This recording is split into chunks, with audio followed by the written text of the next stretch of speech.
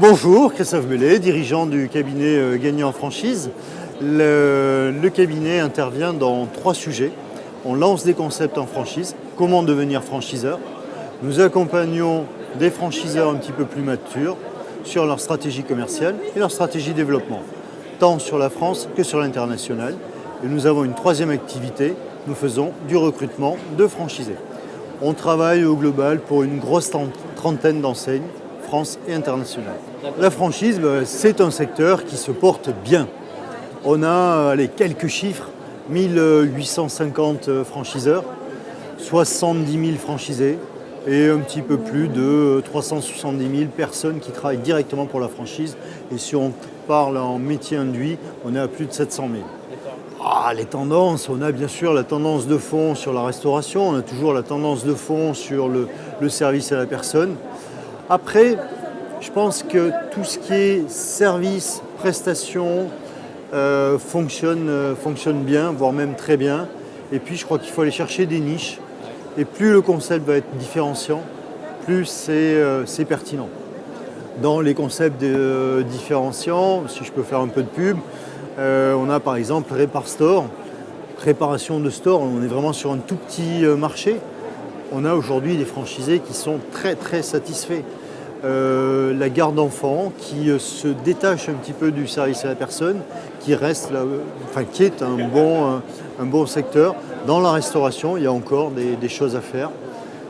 Pas dans tous les domaines, parce que certains sont un petit peu saturés, mais sur certains secteurs d'activité, on a encore des choses à faire. Il n'y a pas que le burger dans la restauration.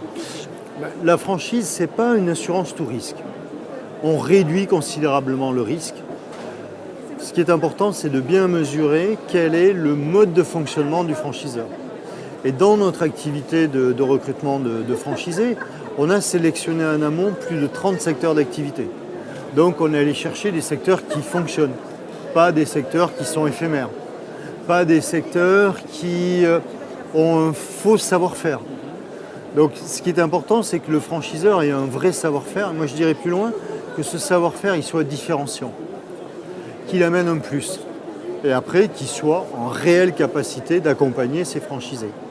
Et ça, l'accompagnement, tous ne le font pas. C'est aussi, est-ce que le franchiseur a une vraie formation?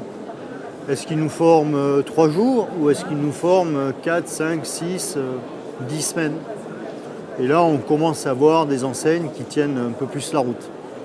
Donc, on accompagne beaucoup de franchiseurs, là plutôt des réseaux matures, qui sont confrontés aux évolutions sociétales avec des franchisés qui arrivent à 55, 60, 65 ans et qui veulent prendre la retraite.